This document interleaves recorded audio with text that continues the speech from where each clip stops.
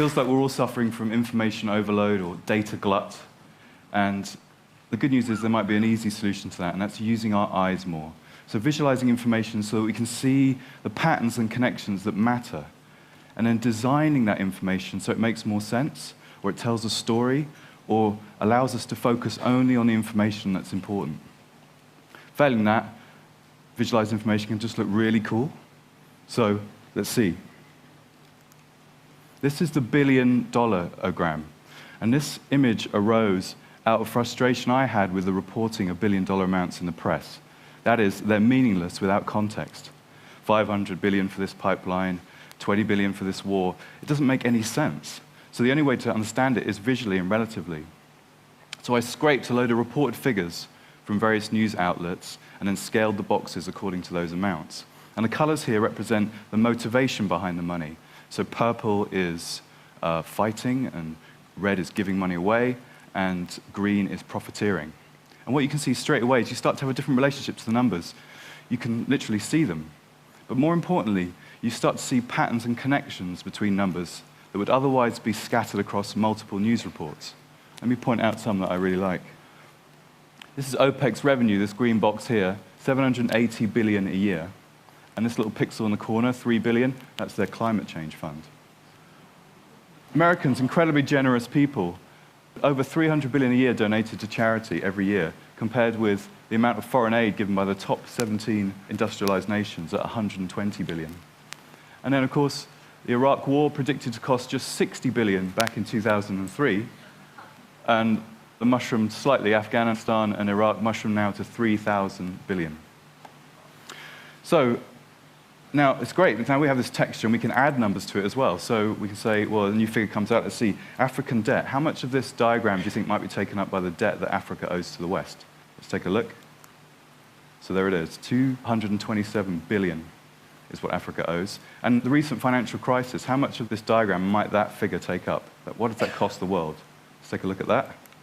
Douche, which I think is the appropriate sound effect from that much money. 11,900 billion. So by visualizing this information, we turned it into a landscape that you can explore with your eyes, a kind of map, really, a sort of information map. And when you're lost in information, an information map is kind of useful. So I want to show you another landscape now. I want you to imagine what a landscape of the world's fears might look like. Let's take a look. This is mountains out of molehills, a timeline of global media panic. So I'll label this for you in a second. But the height here, I want to point out, is the intensity of certain fears as reported in the media. Let me point them out.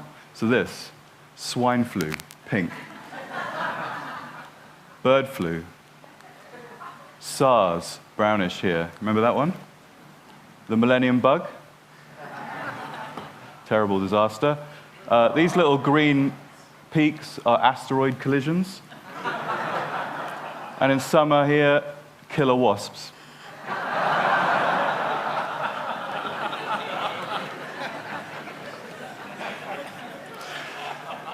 So these are what our fears look like over time in the media. But what I love, and I'm a journalist, and what I love is finding hidden patterns. I love being a data detective, and there's a very interesting and odd pattern hidden in this data that you can only see when you visualize it. Let me highlight it for you. See this line? This is a landscape for violent video games. As you can see, there's a kind of odd, regular pattern in the data, twin peaks every year. If we look closer, we see those peaks occur at the same month every year. Why? Well, November, Christmas video games come out, and there may well be an upsurge in concern about their content. But April isn't a particularly massive month for video games. Why April? Well, in April 1999 was the Columbine shooting. And since then, that fear has been remembered by the media and echoes through the group mind. Gradually through the year, you have retrospectives, anniversaries, court cases, even copycat shootings, all pushing that fear into the agenda. And there's another pattern here as well. Can you spot it? See that gap there? There's a gap, and it affects all the other stories. Why is there a gap there? You see where it starts? September 2001, when we had something very real to be scared about. So I've been working as a data journalist for about a year, and I keep hearing a phrase, all the time, which is this: data is the new oil. Now, data is a kind of ubiquitous resource that we can shape to provide new innovations and new insights, and it's all around us and it can be mined very easily. And it's not a particularly great metaphor in these times, especially if you live around the Gulf of Mexico, but I would perhaps adapt this metaphor slightly, and I would say that data is the new soil. Because for me, it feels like a fertile, creative medium. Over the years, online, we've laid down a huge amount of information and data, and we irrigated it with networks and connectivity, and it's been worked and tilled by unpaid workers and governments. And all right, I'm kind of milking the metaphor a little bit, but it's a really fertile medium. And it feels like visualizations, infographics, data visualizations, they feel like flowers blooming from this medium. But if you look at it directly, it's just a load of numbers and disconnected facts. But if you start working with it and playing with it in a certain way, interesting things can appear and different patterns can be revealed. Let me show you this. Can you guess what this data set is? What rises twice a year, once in Easter, and then 2 weeks before Christmas, has a mini peak every Monday, and then flattens out over the summer? I'll take answers. Chocolate? You might want to get some chocolate in. Any other guesses? Shopping. Yeah, retail therapy might help. Sick leave, yeah, you'll definitely want to take some time off. Shall we see?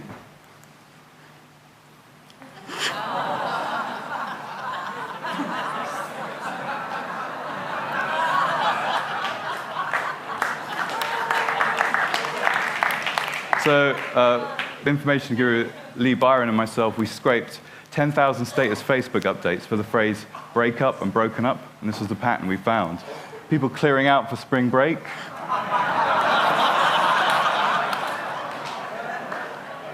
Coming out of very bad weekends on the Monday, being single over the summer, and then the lowest day of the year, of course, Christmas Day. Who would do that? So there's a titanic amount of data out there now, unprecedented. But if you ask the right kind of question or you work it in the right kind of way, interesting things can emerge. So information is beautiful, data is beautiful. I wonder if I could make my life beautiful. And here's my visual CV. I'm not quite sure I've succeeded. Pretty blocky, colors aren't that great. But I wanted to convey something to you. I started as a programmer, and then I worked as a writer for many years, about 20 years in print, online, and in advertising. And only recently have I started designing. And I've never been to design school. I've never studied art or anything. I just kind of learned through doing. And when I started designing, I've discovered an odd thing about myself. I already knew how to design, but it wasn't like I was amazingly brilliant at it, but more like I was sensitive to the ideas of grids and space and alignment and typography. It's almost like being exposed to all this media over the years had instilled a kind of dormant design literacy in me. And I don't feel like I'm unique. I feel like every day, all of us now are being blasted by information design. It's being poured into our eyes through the web. And we're all visualizers now, and we're all demanding a visual aspect to our information. And there's something almost quite magical about visual information. It's effortless. It literally pours it in. And if you're navigating a dense information jungle, coming across a beautiful graphic or a lovely data visualization, it's a relief. It's like coming across a clearing in the jungle.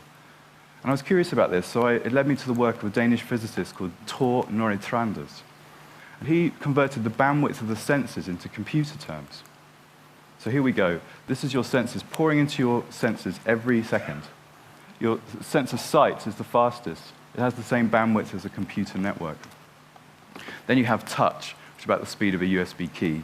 And then you have hearing and smell, which is the throughput of a hard disk. And then you have poor old taste, which is like barely the throughput of a pocket calculator. And that little square in the corner, 0.7%, that's the amount we're actually aware of.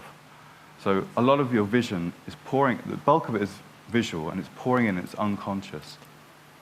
And the eye is exquisitely sensitive to patterns in variations in color, shape, and pattern. It loves them, it calls them beautiful. It's the language of the eye. And if you combine the language of the eye with the language of the mind, which is about words and numbers and concepts, you start speaking two languages simultaneously, each enhancing the other.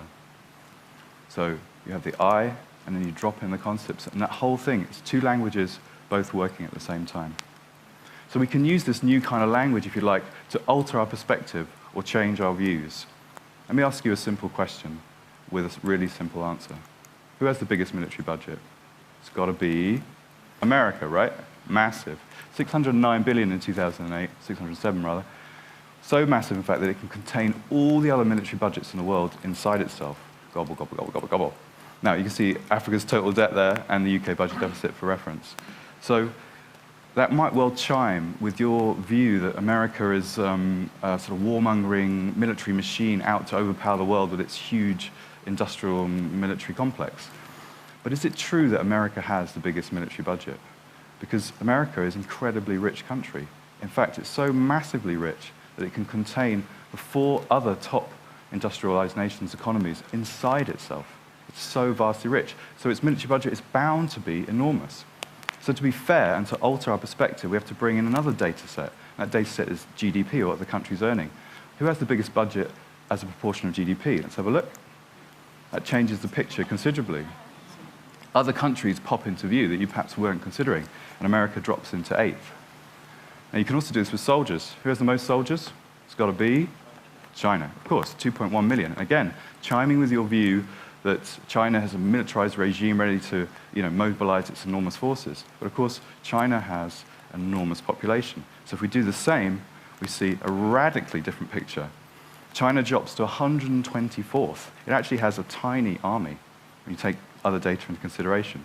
So absolute figures, like the military budget, in a connected world kind of don't give you the whole picture. They're not as true as they could be. We need relative figures that are connected to other data so that we can see a fuller picture. And then that can lead to us changing our perspective. As Hans Rosling, the master, my master, said, let the data set change your mindset. And if they can do that, maybe it can also change your behavior. Take a look at this one. I'm a bit of a health nut. I love kind of like taking supplements and being fit, but I can never understand what's going on in terms of evidence. There's always conflicting evidence. Should I take vitamin C? Should we take in wheatgrass? So this is a visualization of all the evidence for nutritional supplements. This kind of diagram is called a balloon race. So the higher up the image, the more evidence there is for each supplement. And the bubbles correspond to popularity as regards to Google hits. So you can kind of immediately apprehend the relationship between efficacy and popularity. But you can also, if you grade the evidence, sort of do a worth it line. And so supplements above this line are worth investigating, but only for the conditions listed below. And then supplements below the line are perhaps not worth investigating. Now this image constitutes a huge amount of work. We scraped like 1,000 studies from PubMed, the biomedical database, and we compiled them and graded them all. And it was incredibly frustrating for me because I had a book of 250 visualizations to do for my book, and I spent a month doing this, and I'd only filled 2 pages. But what it points to is that visualizing information like this is a form of knowledge compression. It's a way of squeezing an enormous amount of information and understanding into a small space. And once you've curated that data, and once you clean that data, and once it's there, you can do cool stuff like this. So I converted this into an interactive app. So I can now generate this application online, this visualization online, and I can say, yeah, brilliant. So it spawns itself, and then I can say, well, just show me the stuff that affects heart health. So let's filter that out. So heart is filtered out, so I can see if I'm curious about that. I think, no, I don't want to take any synthetics. I just want to see plants and just show me herbs and plants. There we go, all the natural ingredients.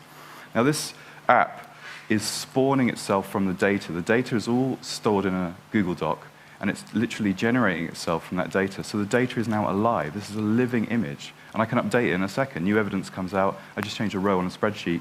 Douche. Again, the image recreates itself. So it's cool. It's kind of living. But it kind of can go beyond data, and it can go beyond numbers. And I like to apply information visualization to ideas and concepts. This is a visualization of the political spectrum, an attempt for me to try and understand how it works, and how the ideas percolate down from government into society and culture into families, into individuals, into their beliefs, and then back round again in a cycle. What I love about this image is it's made up of concepts. It explores our worldviews, and it helps us, or it helps me anyway, to see what others think and to see where they're coming from. And it feels just incredibly cool to do that. And what was most exciting for me designing this was that when I was designing this image, I desperately wanted this side, the left side, to be better than the right side, being a kind of journalist, a left-leaning person. But I couldn't, because I would have created a lopsided, biased diagram.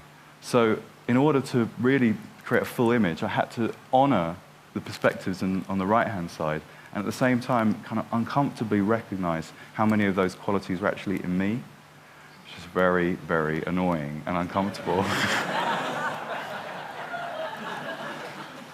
But not too uncomfortable, because there's something unthreatening about seeing a political perspective versus being told or forced to listen to one. It's actually, you're capable of holding conflicting viewpoints joyously when you can see them. It's even fun to engage with them because it's visual. So that's what's exciting for me, seeing how data can change my perspective and change my mind midstream. Beautiful, lovely data. So just to wrap up, I want to say that it feels to me that design is about solving problems and providing elegant solutions.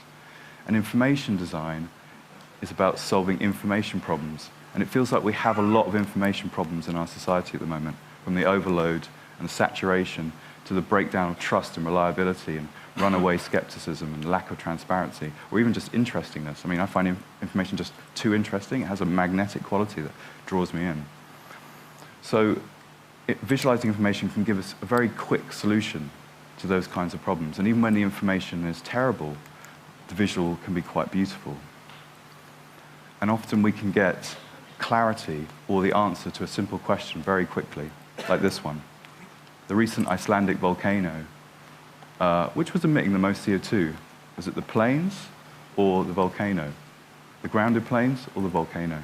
So we can have a look. We look at the data and we see, yep, the volcano emitted 150,000 tons. The grounded plain would have emitted 345,000 if they were in the sky. So essentially, we had our first carbon neutral volcano. Yeah.